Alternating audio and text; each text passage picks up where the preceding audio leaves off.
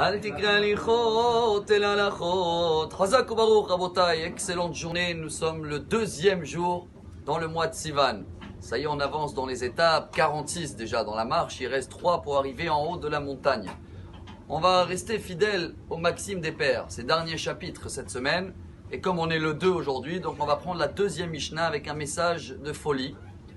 Elle dit la Mishnah Amar Rabbi Yoshua ben Levi. Bechol yom vayom, bat kol yotzet veomeret lahem la briot, oy lahem la briot, me'elbona shel Torah. Traduction, Rabbi Yoshua ben Levi, il dit que chaque jour il y a une voix qu'elle sort et qu'elle dit à nous tous, apparemment, hein, aïe aïe aïe, la Torah, pourquoi on ne s'investit pas beaucoup dans ce qui vaut le plus cher?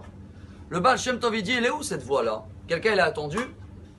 Alors il dit, je comprends pas, si on l'attend pas, alors ça sert à quoi qu'elle est là? Et si elle est là, pour quelle raison on n'arrive pas à écouter cette voix? La réponse, chers amis, c'est jackpot, c'est merveilleux. Vous savez, quand on arrive tout en haut de la montagne, c'est là où il commence à avoir, je vais dire, un courant d'air, hein, un vent extraordinaire. Chacun de nous, chaque jour, on a ce petit vent, c'est dans l'esprit, des moments où on dit j'ai envie d'améliorer, j'ai envie d'étudier un peu plus, j'ai envie de faire quelques télim, j'ai envie d'abandonner un petit peu la course de la vie. Mais est-ce qu'on écoute cette voix ou pas?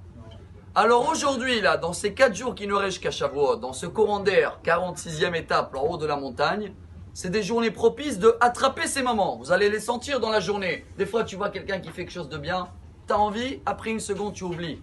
Mais cette seconde-là, si on arrive à l'attraper, chers amis, c'est ça la voix qu'il y a tous les jours. Et surtout en ce moment, ce courant d'air, il est beaucoup plus fort. Mais, il dit Rabbi Shmuel Mislonim. C'était un grand rabbin, il a écrit un livre très connu, d'Ivrei Shmuel, décédé 1916, enterré à Varsovie. Il s'appelait le Hadmor de Slonim. Lui, il rajoute et il dit que Hachem, lui-même, il fait ce qui est marqué dans la Torah. Et il y a une Gemara très connue dans le Talmud Yevamot, page 65. Là-bas, la Gemara nous apprend une règle qui est très connue. Hein. Ne dis jamais une halakha que les gens ne vont pas t'écouter. Si tu sais quelque chose, dis attention, ça, il ne faut pas le faire. Et tu sais que les gens, ils vont le faire, ne dis rien.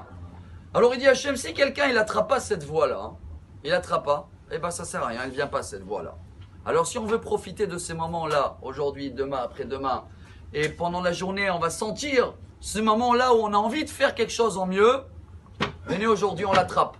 Ça s'appelle de vivre à Maxime de Père de la journée. Voici la deuxième Mishnah dans le 6e chapitre de Maxime des Pères, ce message formidable du Baal Shem Tov. Et si on attrape ce moment-là qui nous dit, vas-y, fais un effort supplémentaire.